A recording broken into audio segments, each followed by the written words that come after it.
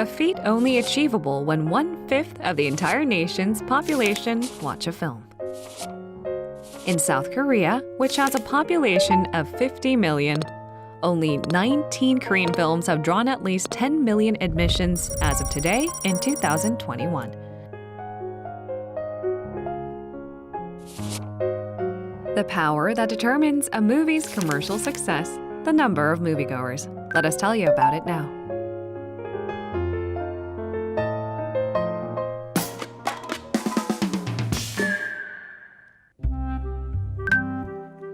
The first heyday of Korean film emerged a long time ago. It was in fact in the 1960s, the first golden age of Korean cinema. 소극장, 국도극장, 감성사 등 대소 25개의 극장이 있습니다만. In contrast to having only 5 films produced in the year of 1950, the number of new movies exploded by the 60s. In 1969, a total of 229 films newly hit the theaters, garnering over a record high 173 million general admissions.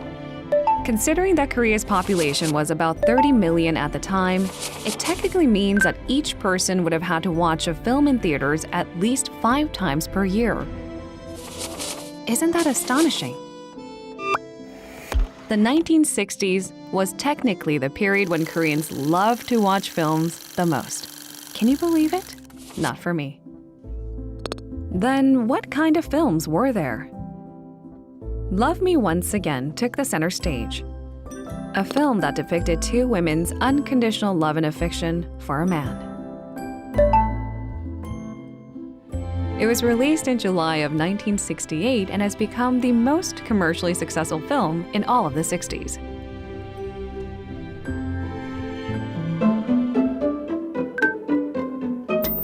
Unfortunately, beginning in the 1970s, the Korean film industry enters its dark age. The number of moviegoers sharply declined. The annual average number of theater visits by each person in the 90s barely hovered around 1.0, which is a massive dip from 5.7 in the late 60s.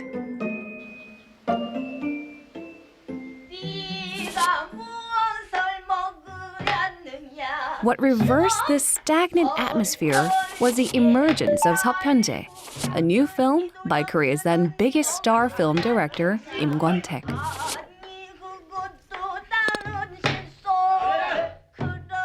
Seopyeongje is deeply embedded with Korean sentiments based on the joyous and sorrowful life of a pansori singer. It was first released in April of 1993. It became the first Korean film to draw over 1 million viewers in Seoul in just 6 months after its release. 1 million viewers? No doubt.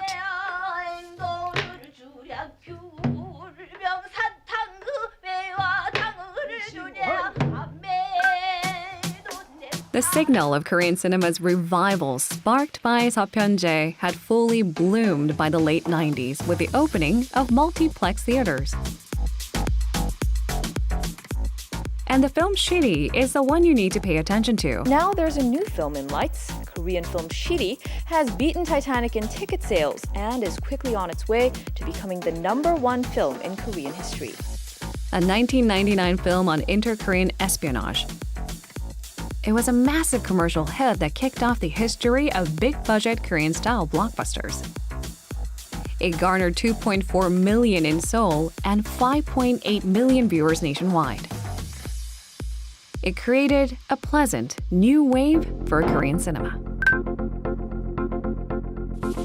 And now we've made it to the 2000s, the era of 10 million admissions. It has naturally become the standard that determines film's commercial success in the Korean film industry. The first 10 million film was born in 2003.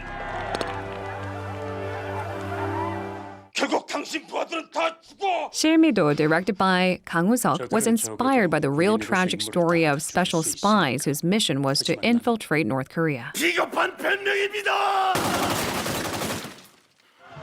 Thanks to its interesting subject based on a true story, the film only needed 58 days to have 10 million admissions.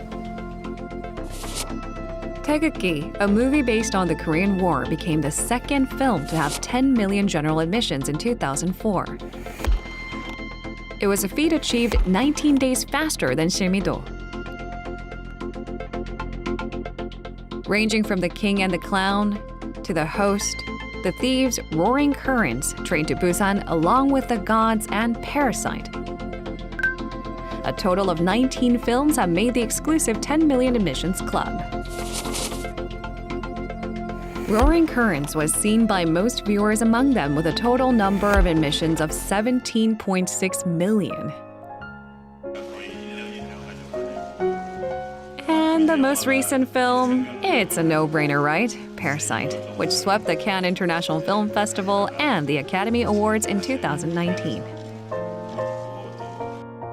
Since 2012, the Korean film industry had more than 100 million moviegoers each year for 8 straight years. With the footsteps of people, the Korean film industry has achieved remarkable growth in its 100-year history. So once again, what makes Korea a movie powerhouse? Its audience.